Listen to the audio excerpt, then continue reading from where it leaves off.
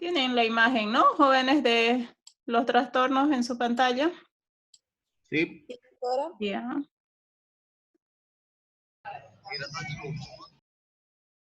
Muy bien. Bueno, jóvenes y señoritas, solamente les voy a hacer un recuerdo de lo que habíamos visto en la anterior clase.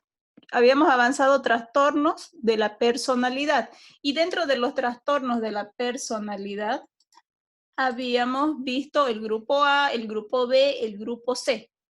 3 grupos de trastornos de la personalidad. En estos 3 grupos teníamos dentro de lo que corresponde al grupo A, que incluía el trastorno paranoide, esquizoide y esquizotípico. Esos ya los habíamos visto y habíamos hablado sobre pequeños rasgos que llegan a tener, pero dentro de todo esos son los raros, los excéntricos, los que tienen alguna conducta mucho más aislada y que como que no comparten con la mayoría del cotidiano normal de las personas. Tenemos el grupo B y precisamente en uno de estos trastornos nos habíamos quedado la anterior clase. ¿Qué implican acá 4 grupos de trastornos de la personalidad? Tenemos el trastorno de la personalidad antisocial, el límite, el histriónico y el narcisista. Habíamos hablado ya sobre el histriónico y el narcisista, pero no sobre el antisocial ni el límite. Y el antisocial es uno donde precisamente nos habíamos quedado. Entonces, ¿qué es lo que yo ahora voy a hacer antes de hablar con ustedes? Es precisamente mostrarles, si me esperan acá,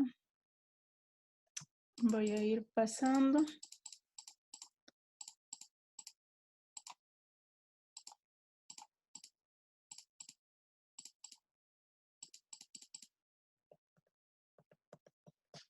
El grupo B y dentro de este grupo B, Rosmer.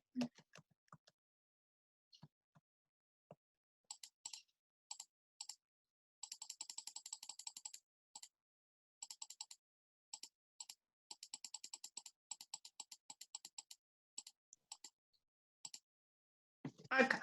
Precisamente en este grupo antisocial y en esta diapositiva es donde habíamos hecho un corte.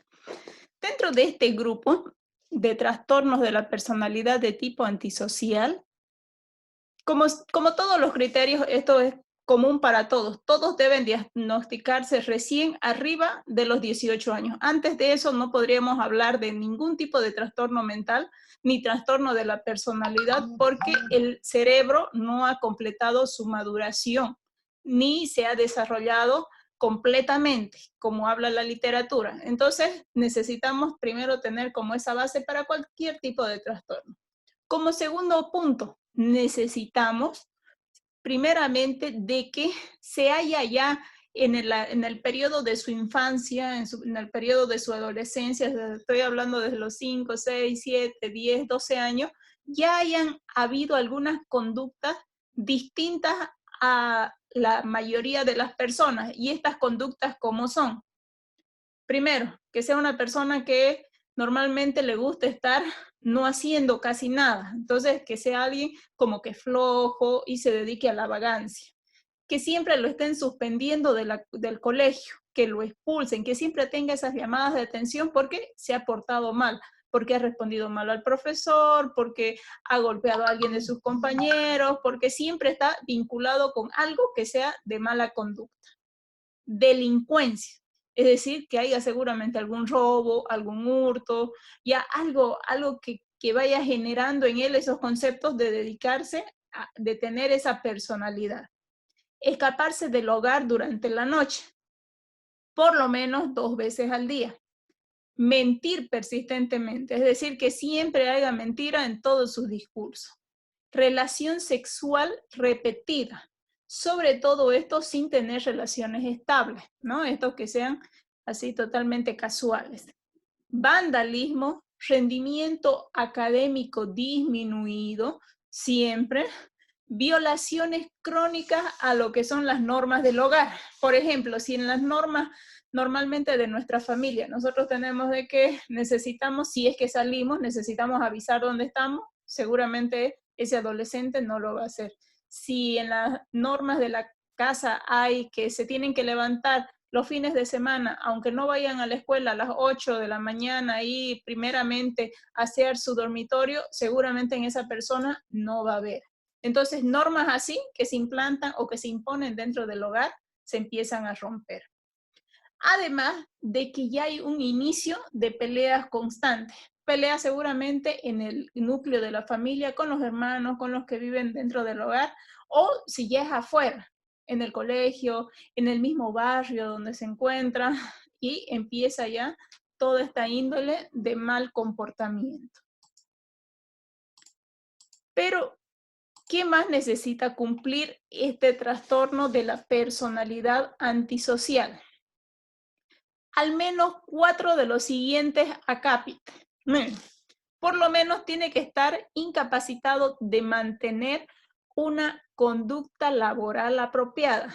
Es decir, que muy probablemente en los trabajos donde esté no dure nada y lo terminen retirando del trabajo, o en el trabajo se dedica siempre a hacer cosas así como estas maleantadas que decimos, ¿no ves? Siempre está buscando la forma de robar a alguien, de salirse más temprano del trabajo, de evitar trabajo. Entonces ya empieza a hacer cosas así que son fuera completamente de la norma de esa institución. Como punto 2, falta en la capacidad para funcionar como progenitor responsable. Es decir, que si tiene hijos o está a cargo de él alguien menor, imposiblemente va a poder lograr cuidarlo económicamente, cubrir lo que tenga que cubrir respecto a sus gastos. O sea, va a ser totalmente una persona que no apoye en ese sentido. Incapacidad para aceptar normas sociales respecto a la conducta legal. Si estamos hablando evidentemente de todo lo anterior, del robo, del hurto, de siempre estas conductas que son rompiendo normas, vulnerando siempre leyes, entonces lo más probable es que todo esto tenga que llegar a la parte legal y mucho más así que quiera aceptarlo y siempre tenga la forma de estar huyendo o de estar queriendo vulnerar con algo más, pero siempre va respecto a esas conductas. Incapacidad de mantener una relación duradera con una pareja indicada. Por eso es que siempre tienen como que una vida un tanto promiscua, no llegan a completar lo que llega a ser la formación de un hogar y siempre están entre separaciones, si han estado casados, divorcios, pero siempre hay muchas relaciones de por medio. Irritabilidad y agresividad indicada con peleas o de pelea física.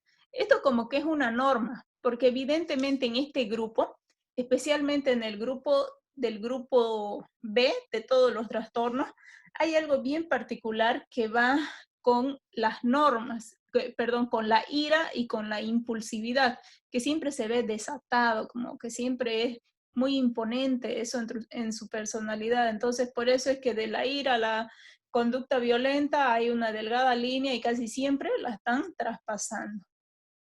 Fallos al responder en obligaciones financieras, desprecios a la verdad indicando por mentiras, incluso nombres falsos y bueno, todo esto que viene con el uso de ciertas de ciertas falsedades en todo lo que implican hacer.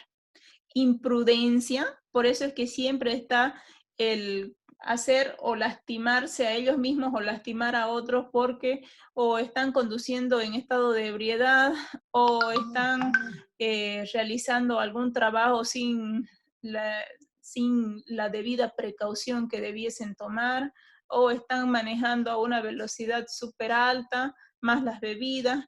En fin, siempre hay una conducta que sale totalmente de lo que significa la responsabilidad. Pauta de la conducta antisocial continuada.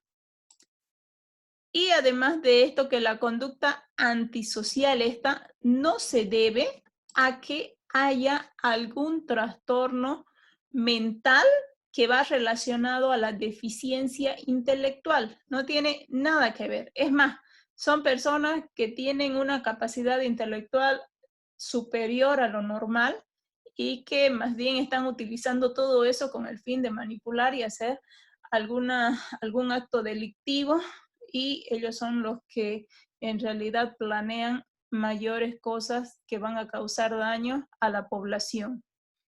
Entre este grupo de trastornos de personalidad antisocial, como ustedes ven, es tan difícil que con esta forma de ser y esta forma de comportarse estén dentro de lo que se llama un grupo, una comunidad, o estén dentro de lo que es un trabajo estable, o estén dentro de una familia estable. Entonces casi siempre ellos son los que terminan en la cárcel. Son los delincuentes que están cometiendo siempre asaltos, que están cometiendo algún daño a la familia, que han incurrido en algún problema así de imprudencia, que han terminado siempre haciendo algo. Entonces ellos son los que van y terminan en la cárcel. Pasemos a lo siguiente. Y tenemos el trastorno de personalidad borderline, o también llamado trastorno de personalidad límite.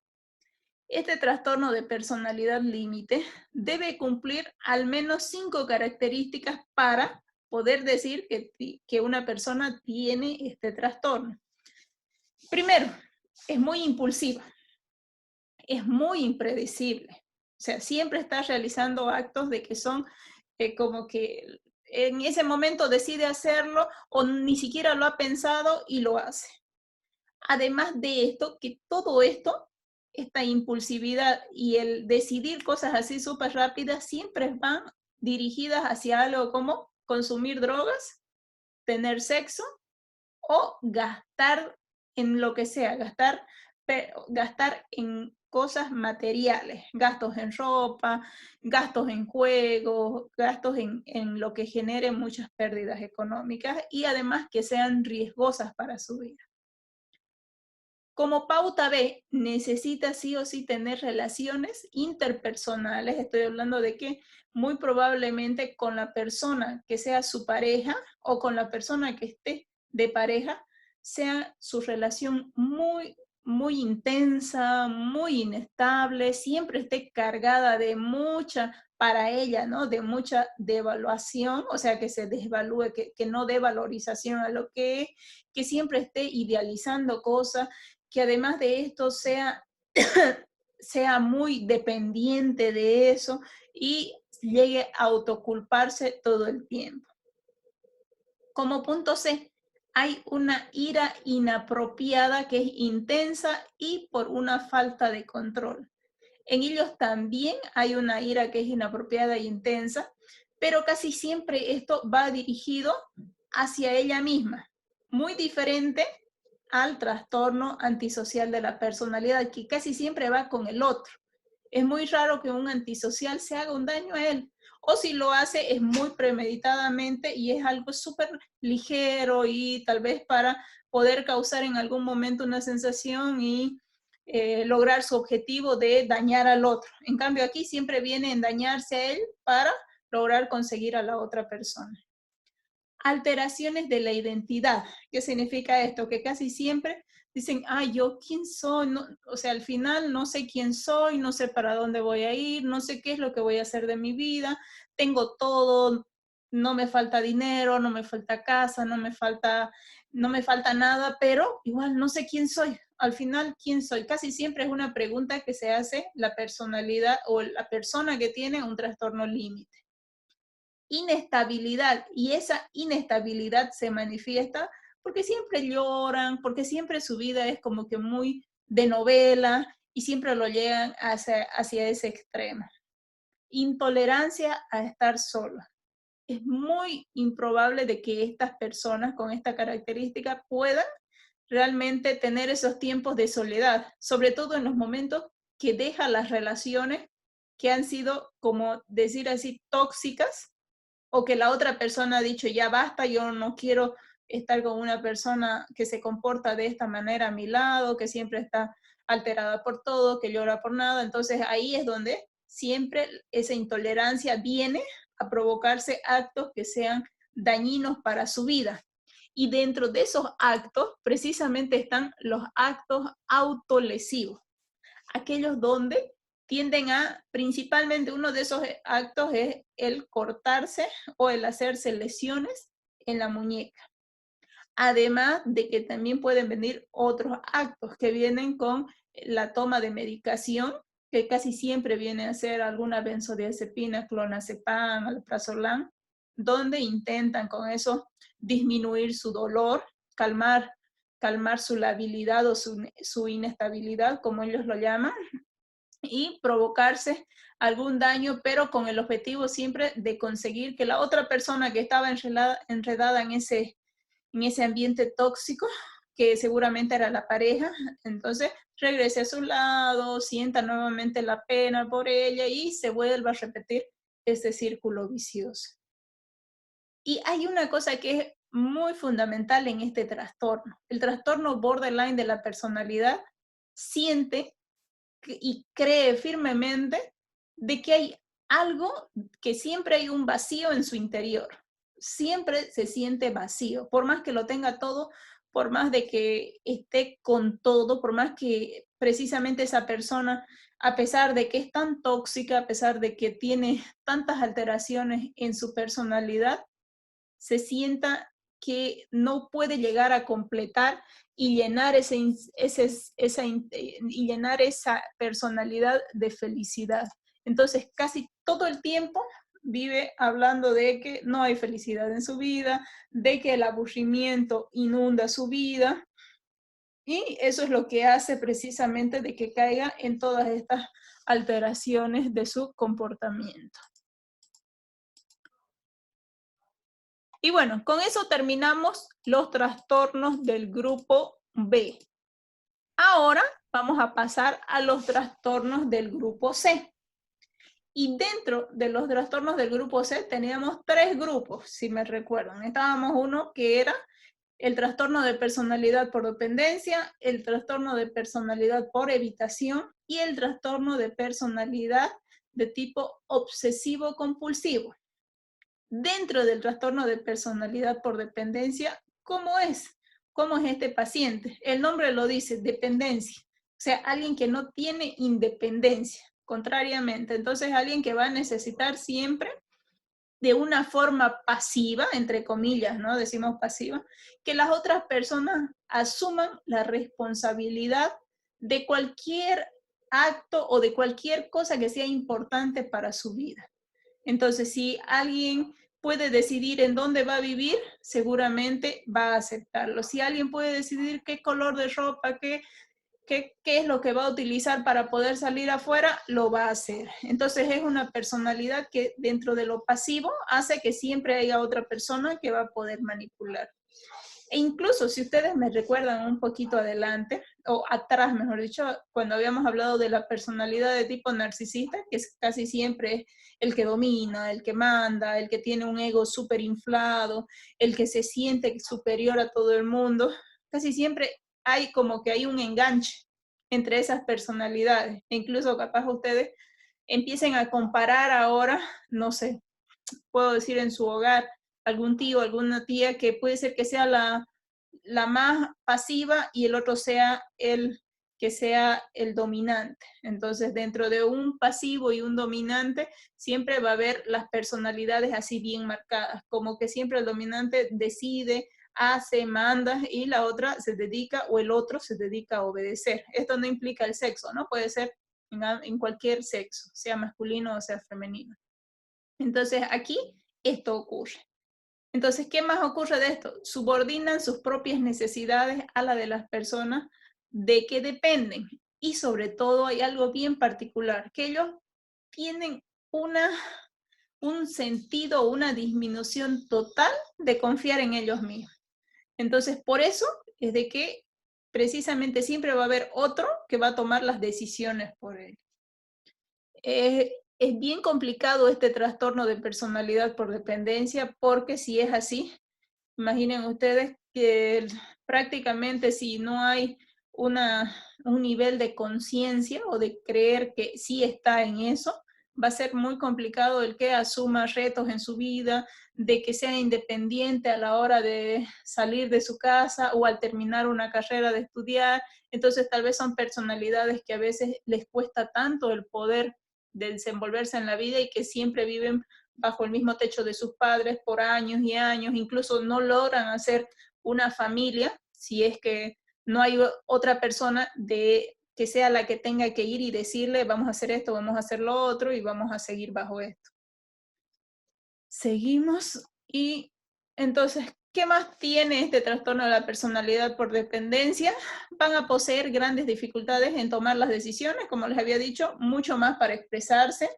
Hay un deseo constante de lograr siempre que alguien esté protegiéndolo, que siempre alguien esté diciéndole está muy bien, vos está funcionando bien, siempre necesitan que alguien esté para ellos, haciéndolo sentir que pueden hacerlo. Se sienten muy incómodos y muy desamparados cuando están solos.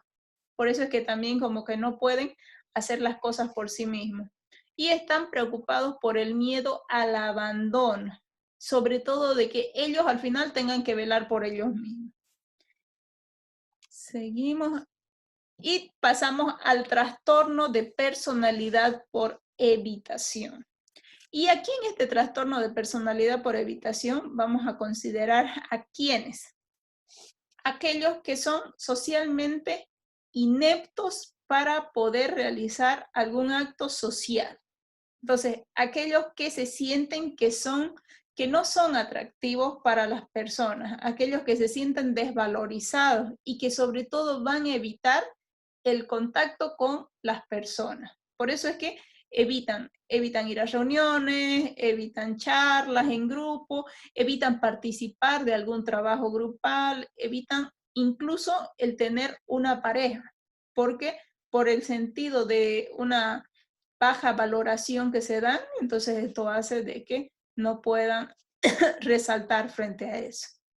Y siempre hay un temor grande en ellos que va relacionado a que no lo acepten en algún lugar, de no sentirse pertenecido en algún grupo o de caerle mal a las personas. Entonces, por eso siempre va el temor a que lo rechacen, el temor a fracasar en esos mismos grupos o el que caigan desagradables a las demás personas.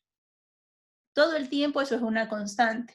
Y si ustedes tal vez me hacen un poquito de memoria, dentro de lo que era la fobia social, tenía características similares a esto. También eran personas que tenían mucho miedo al rechazo, mucho miedo a no poder agradar a las personas, pero esto también iba relacionado ya desde la personalidad inherente y además de esto sobre, sobre su infancia y sobre cómo tal vez habían padecido algún tipo de evento donde hayan sido ridiculizados o en algún momento donde hayan recibido algún tipo de bullying. Entonces, todo esto también tenía que ir implicado en eso. Pasamos y tenemos el trastorno obsesivo compulsivo. Ojo, este trastorno obsesivo compulsivo es el trastorno de la personalidad, ¿ya? No el trastorno obsesivo compulsivo, sino el trastorno de la personalidad obsesivo compulsivo. Y dentro de estos trastornos de la personalidad obsesivo compulsivo, tenemos a aquellas personas que tienen una preocupación excesiva por detalles, por alguna regla, por alguna lista, por el orden, por la limpieza, por ser pulcros, en fin, por cualquier cosa, pero que están muy preocupados. Son personas muy perfeccionistas, son muy rectos, son siempre yendo bajo la misma norma, siempre están preocupados porque hay alguna causa de injusticia y ellos tratan siempre de ser los justicieros. Hay mucha rigidez en lo que piensan, por eso es que es muy difícil de que cambien de opinión. Además de que se hiperexigen a ellos mismos para realizar tareas, para terminar su carrera, para ser el mejor dentro de lo que es su lugar o su fuente de trabajo. Se frustran demasiado, caen mucho en la frustración porque a veces no llegan a cumplir esas expectativas que ellos mismos se demandan. tienen mucha rabia, son muy irritables, además de que terminan en varias ocasiones agrediendo por el hecho de que no han llegado a cumplir eso. Entonces, estas personas no llegan a ser un trastorno obsesivo compulsivo. ¿Por qué? Porque acá no hay esa pérdida de tiempo que altera totalmente su día como era en el trastorno obsesivo compulsivo. Ahí necesitábamos más de 1 hora para que la persona esté en todo ese círculo del ritual. La obsesión, la compulsión, obsesión, compulsión, ritual, obsesión, compulsión, ritual. Aquí no hay eso, aquí se pierde eso. Sí se exigen, sí lo hacen, sí están siempre queriendo cuidar su imagen, su limpieza, su orden, pero no están todo el tiempo en eso. No están perdiendo tanto tiempo en eso. Entonces, por eso no serían un trastorno obsesivo compulsivo. Voy a cortar, jóvenes, acá y los vuelvo a invitar, por favor, en unos minutitos, ¿ya? Ya, Ok, doctora. doctora.